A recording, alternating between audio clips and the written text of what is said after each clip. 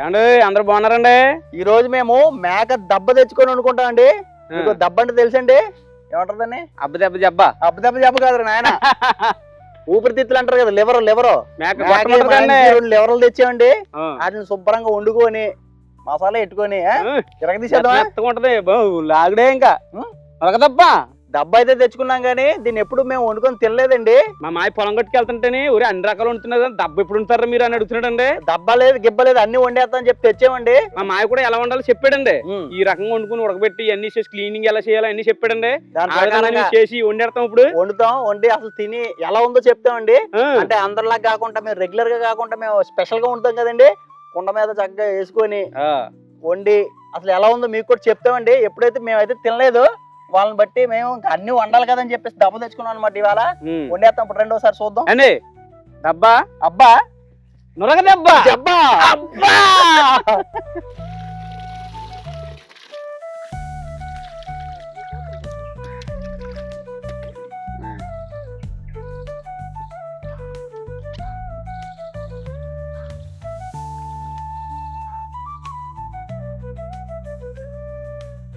కొత్త దొంగోడు తెచ్చామండి. బిల్లుగారు అంటారు కదా, మా మటన్ కొట్టే మస్తాన్ని అడిగి ఒక దొంగోడు తెచ్చామండి. మాకు అత్మాన చేపలకి మాంసం కోసుకోవడానికి ఇబ్బంది అయిపోతున్నాను. ముక్కడి ఇచ్చాడండి బాగానే. పాప మా ఒకసారి భలే ఉంది. కూర్చొని కోసుకోవడానికి అయితే సరే భలే చక్కగా ఉంటుందండి ఇది.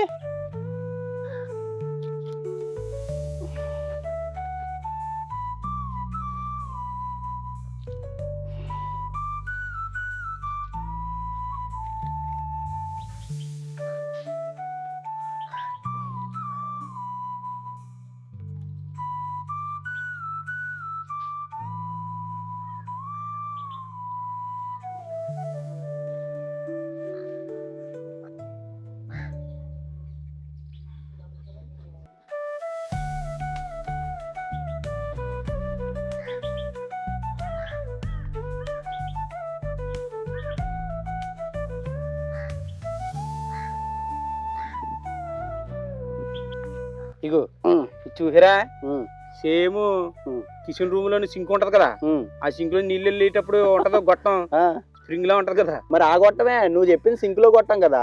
ఇది మేక ఉంటుంది, మేక లోపల లివర్ కదా, ఇది ఆహారం దాంట్లోంచి వెళ్తుంది లోపల. ఇలా వెళ్తుందే ఉందండి. ఇదా సాగుతుంది స్ప్రింగ్ లాగా.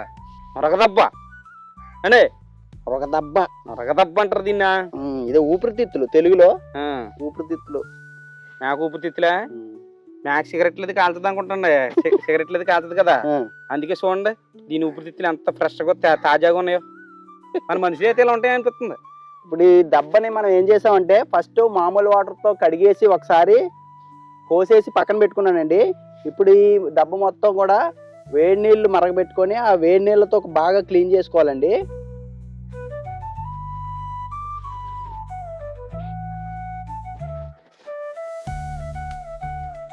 ఇవ్వండి గొట్టాలు అవి కూడా ఇలా నీట్గా లోపల బయట కూడా నీట్ క్లీన్ చేసేసుకోండి. ఇలా పిసికి పిసికి కడుగుతున్నట్టుగా ఉండాలి ఇలాగా.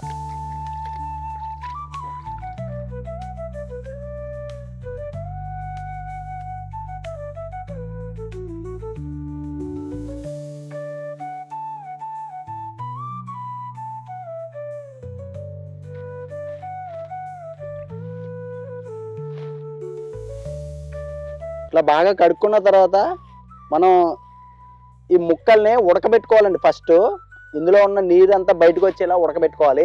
సో నేను దేంట్లో ఉడకబెట్టుకుందాం అనుకుంటున్నానో ఆ గిన్నెలోకి వేసేసుకుంటున్నానండి ముక్కలు.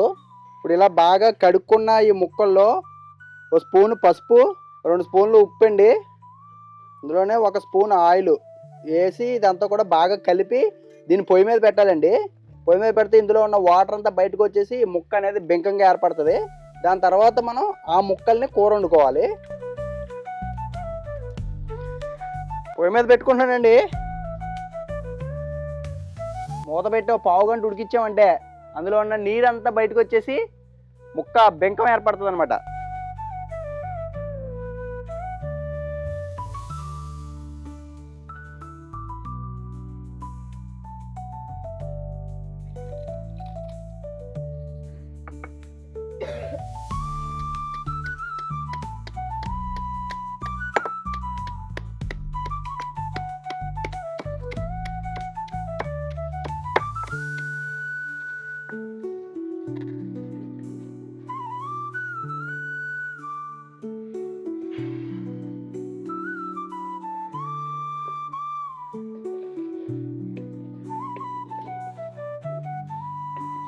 చూసారు కదా నీళ్ళన్నీ ఇలా దగ్గర పడిపోయినాయండి. ఇప్పుడు దీన్ని దింపేసుకొని పక్కన పెట్టుకొని మనం రెగ్యులర్ కర్రీ వండుకోవాలి. ఇప్పుడు దింపేస్తున్నాం దీన్ని. ఇప్పుడు కూర వండుకోవడానికి దాకెట్టుకుంటున్నాడు. మనం ఒక 3 స్పూన్ల ఆయిల్ వేస్తున్నానండి. నూనె మరిగిన తర్వాత 2 బిర్యానీ ఆకులు వేసుకొని దాంట్లోనే తరిగి పెట్టుకున్న 3 ఉల్లిపాయలండి, ఓ 4-5 పచ్చిమిరకాయలను ఇలా కోసుకొని ఉల్లిపాయలని పచ్చిమిరకాయలని బాగా వేగించుకోవాలండి.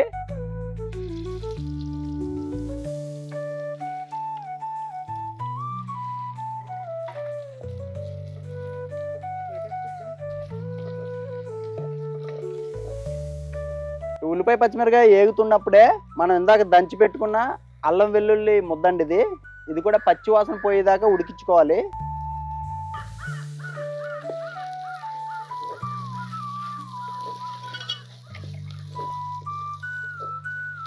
చూడండి ఉల్లిపాయ ముక్క అది మెత్తగా ఉడికిపోయింది.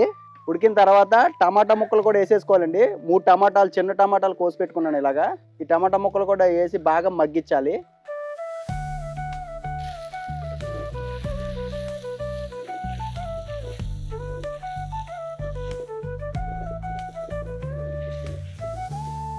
టమాటా ముక్కలు కూడా బాగా మగ్గినాయండి. ఇప్పుడు మనం ఇంతకుముందు ఉడికించి పెట్టుకున్న ముక్కలు ఉన్నాయి కదా, దబ్బ ముక్కలు, అవి ఇప్పుడు ఇందులో వేసేసుకోవాలి.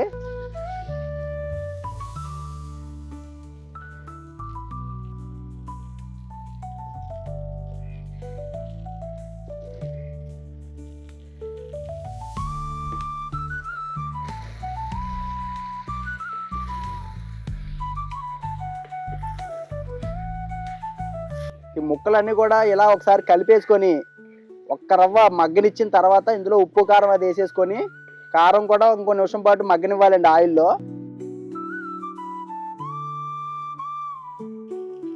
దీంట్లో ఒక 4 స్పూన్ల కారం వేసుకోవాలండి.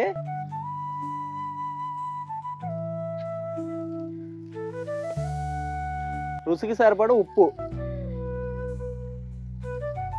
కారం వేసిన తర్వాత కూడా ఒకసారి కలుపుకొని కారం కూడా మగ్గనివ్వాలండి.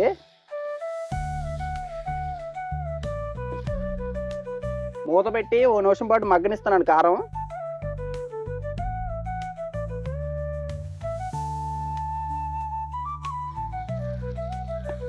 దీంట్లోనే ఒక స్పూను గరం మసాలా వేస్తున్నాను.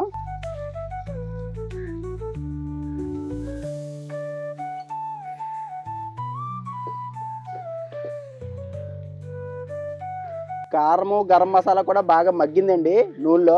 ఇప్పుడు దీంట్లో ఒక గ్లాసు నీళ్లు పోసుకొని మూత పెట్టుకొని 1/2 గంట సేపు ఉడికించుకుంటే కూర రెడీ అయిపోద్దండి. కొన్ని నీళ్ళు పోసాను. ఆల్రెడీ ముక్క ఉడికేసింది కాబట్టి ముందే ఎక్కువ టైం ఏం తీసుకోదండి. ఒక 15 నిమిషాల నుంచి 20 నిమిషాలు సరిపోతుంది.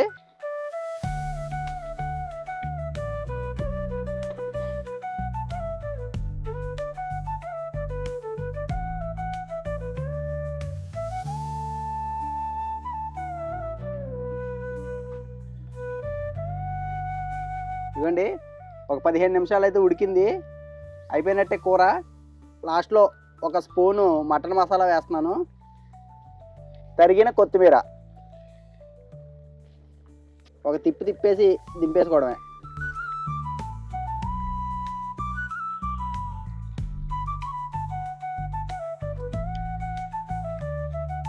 సరిపోయిందండి ఉప్పు కారం.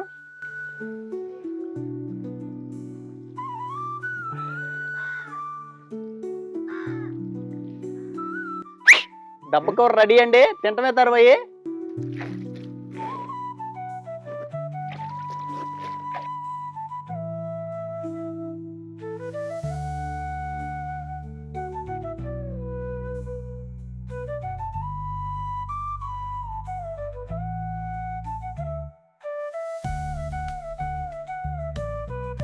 మరకదబ్బ మరి మీ మాయ చెప్పాడని వండాను, చూద్దాం ఎలా ఉంటుందో.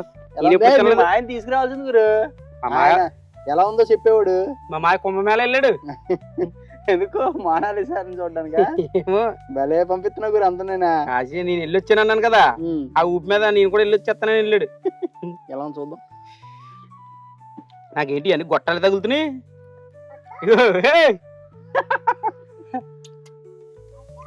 గొట్టాలు ఉన్నాయి. కర్రీ ఉన్నట్టు ఉందా? మటన్ కర్రీ లాగా ఉందా? బాగుందా? ఉమ్. నన్ను ఇంకా ముద్ద ఎట్లా సరైన ముద్ద అవునా? ఏ మాట మాట చెప్పుకోవాలి కానీ సూపర్ ఉందండి, బాగుంది. బాగా కుదిరింది.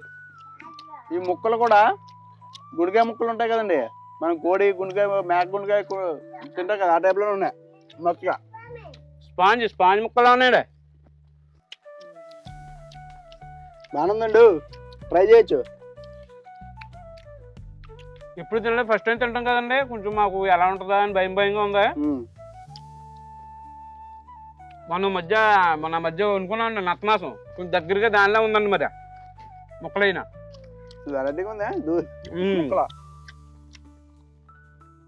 వెరైటీ. దూద్ దబ్బా నొరగ దబ్బా అన్నట్టే ఉందండి, దూదిలో ఉందండి, మెత్తగా ఉంది. అసలు దబ్బని పేరు ఎలా వచ్చిందండి దీనికి? తెచ్చి చెప్పండి. దబ్బ అంటే దబ్బకాయలా ఉంటుందనే ఏంటి మూట? అయితే మనం కుట్టుకొని అమ్ముతారు గొట్టాలు, ఆ గొట్టాలాగా ఉన్నాయండి. మేక దబ్బ అయితే సూపర్ గా ఉందండి. మీరు కూడా ఎప్పుడైనా తినే వాళ్ళైనా తినలేని వాళ్ళైనా ఈ రకంగా మేము చేసుకునే విధంగా చేసుకుని తిని చూడండి, అసలు ఎక్సలెంట్ గా ఉంది. టేస్ట్ అదో రకం డిఫరెంట్ టేస్ట్ అండి, అన్ని టేస్ట్లు చూడాలి మనం. చాలా బాగుంది. అదండి ఈ రోజుకైతే వీడియో నచ్చితే లైక్ చేసి మా గోదావరి ఇంటి రుచి ఛానల్ని సబ్స్క్రైబ్ చేసుకోండి ఫ్రెండ్స్. మర్చిపోకండి, లైక్ చేయకు, గంట కొట్టేయండి.